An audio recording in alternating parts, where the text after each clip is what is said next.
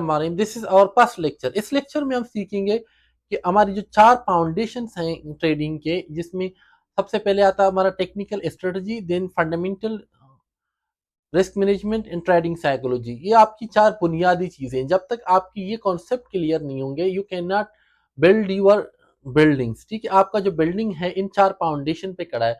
और फिर एक बात और है कि अगर इन चारों में अलाइनमेंट नहीं होगी तो आपकी जो बुनियादें हैं वो कमजोर होगी। अलाइनमेंट किस तरह से होगा? ठीक है, आपकी अलाइनमेंट, ये 4 हैं, ये एक दूसरे के साथ इंटीग्रेट होनी चाहिए।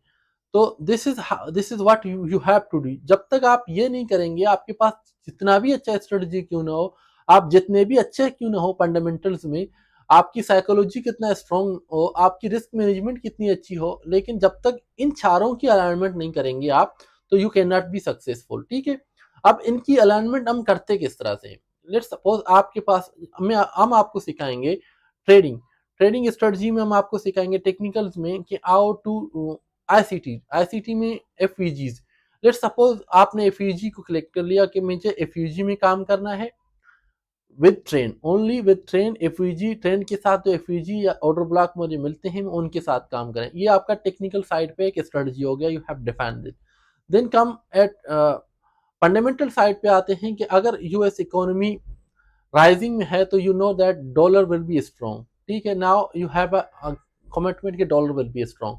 अनसर्टनिटी दुनिया में है, अगर वार हो रहे हैं तो यू नो अनसर्टनिटी में गोल्ड सेफ हेवन अपील है, तो गोल्ड ऊपर जाएगा। तो अगर आपको पता है गोल्ड अप ट्रेंड में है, दुनिया में अनसर्टनिटी है, तो इसी तरह से अगर बिटकॉइन की बात करूं तो आपको पता है फंडामेंटल न्यूज के गोल्ड में रिजर्व बैंक जो है आने वाले कुछ महीनों में इन्वेस्टमेंट करने वाले हैं। तो आपका फंडामेंटल जो है बिटकॉइन में स्ट्रांग है, बाइंग बुलिश साइड पे।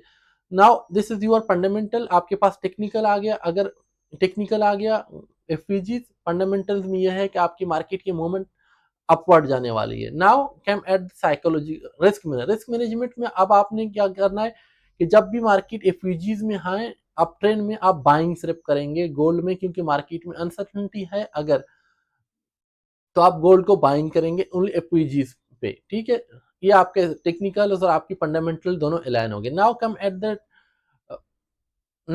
The point of risk management. आपने फ्रीली डिफाइन किया है कि आप रिस्क मैनेजमेंट में हमने फ्रीली डिफाइन किया है कि हमारा जो पर ट्रेड रिस्क होगा वो 0.5% होगा। हमारा डेली जो रिस्क लिमिट है, अगर आपने एफवीजी बेस पर और आपकी जो फंडामेंटल को मीट करने के बावजूद जो आप ये रिस्क ले रहे हैं 0.1%, अगर आपको 1% का रिस्क हो गया, रिस्क लिमिट आपका 8 हो गया, तो आप उस दिन कोई ट्रेड नहीं करेंगे। ठीक है, ये आपकी रिस्क मैनेजमेंट पे आ गए। Now come at the trading psychology. Trading psychology में क्या है कि हमें पता है कि हमारा every trade, your psychology is clear कि मेरा मेरा जो स्ट्रेटजी है वो सही है, मेरी रिस्क मैनेजमेंट सही है, and every trade is a probability. Psychology में यह बात क्लियर होनी चाहिए कि हर ट्रेड एक प्रोबेबिलिटी है कि वो विनिंग भी हो सकता है और लूजिंग भी हो सकता है। ठीक है, दोनों प्रोबेबिलिटी ओपन है। आपकी साइकोलॉजी इस चीज पे क्लियर होना चाहिए।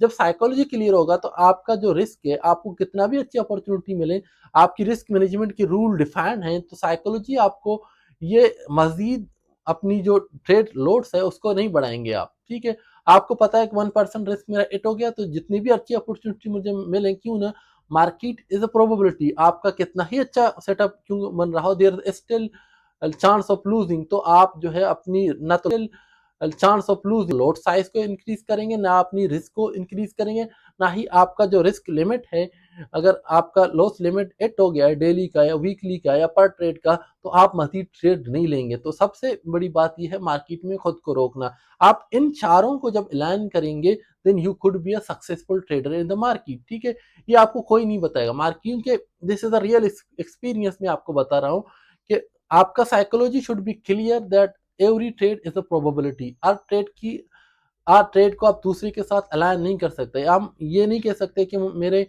जो पिछला ट्रेड अगर लॉस का हुआ है तो ये वाला ट्रेड लॉस का नहीं होगा, ये 2 ट्रेड अगर लॉस के हुए हैं तो आने वाला ट्रेड लाजमन मेरा प्रॉफिट का होगा। हर ट्रेड की अपनी इंडिपेंडेंटली प्रोबेबिलिटी है। ठीक है, हम अगर ये कहते हैं कि मेरी स्ट्रेटजी जो है 10 में से मेरे 6 ट्रेड प्रॉफिट के हिट होंगे और चार चार जो है लॉस के में भी। ठीक है, जिससे प्रोबेबिलिटी ऐसा भी हो सकता है कि एक सीरीज में जो है आपके 10 में से 6 ट्रेड प्रॉफिट लॉस के हिट हो जाए और 4 प्रॉफिट के।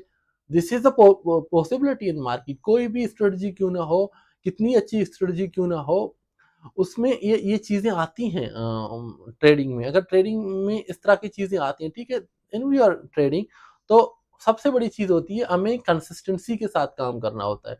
ट्रेडिंग में जरूरी नहीं है कि हम इस तरह भी होता है कि हमारा एक मंथ में हमारी जो प्रॉफिट है शायद हम 50% प्रॉफिट टारगेट को एट करें एक मंथ में, मे बी नेक्स्ट मंथ में हमारा जो हमारी हमारी जो लॉस है वो 5% लॉस की टारगेट को हम एट करें, क्लोज करें उस हिसाब से, ठीक है। तो मार्केट में ये होता है, लेकिन मेन चीज ट्रेडिंग में जब आते हैं, इन्वेस्टमेंट दुनिया में आते हैं, तो आपको पता है मुझे लॉन्ग रन में कंसिस्टेंस रहना इन प्रॉफिट, ठीक है। जब भी आप किसी इन्वेस्टमेंट एज फंड या किसी म्यूचुअल फंड की हिस्ट्री उठा के देखते हैं, तो आपको पता चलेगा कि किसी ईयर में उनको लॉस हो रहा है, किसी ईयर में प्रॉफिट हो रहा है। लेकिन जब आप उनकी 10 साल या 12 साल की, 10 साल या 20 साल की हिस्ट्री निकाल के देखते हैं, तो तब आप डिसाइड करेंगे मुझे इस फंड में इन्वेस्ट करना है नहीं करना है। क्यों? क्योंकि 10 साल में एवरेज वो प्रॉफिट में है या लॉस में है, तब आप डिसाइड करेंगे। आप किसी एक इंडिविजुअल ईयर पर डिसाइड नहीं करेंगे कि एक इंडिविजुअल ईयर में अगर इस एज फंड ने 50% दिया तो now I am going to invest that fund. आप कभी नहीं करेंगे एज इन्वेस्टर। इसी तरह से आज एज ए ट्रेडर, जब आप एक इंडिविजुअल ट्रेडर हैं, तो आप कभी ये नहीं करेंगे कि आपका एक महीने में अगर आपको 20% का प्रॉफिट हुआ और दूसरे महीने में 5% का लॉस हुआ तो आप ट्रेडिंग छोड़ देंगे। इस तरह से नहीं, आपने अपने रिस्क को मैनेज करना है। To be in market, opportunities market में हर डे हर मंथ हर वीक आते हैं, ठीक है। तो ना तो कोई लॉस परमानेंट होती है मार्केट में, ना प्रॉफिट परमानेंट होता है।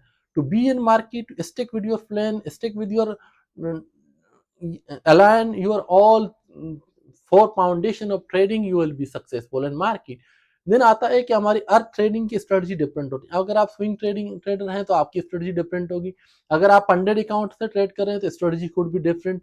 रिस्क मैनेजमेंट के हवाले से आपकी टेक्निकल और फंडामेंटल चेंज नहीं होंगे, आपकी रिस्क के हवाले से चीजें चेंज हो जाती हैं।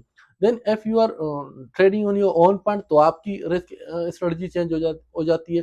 अगर आप किसी एज फंड के साथ काम करें तो उनकी रिस्क मैनेजमेंट और टाइट्स होती है, तो वहां पर आपकी रिस्क की जो रेशियो है वो चेंज हो जाती है।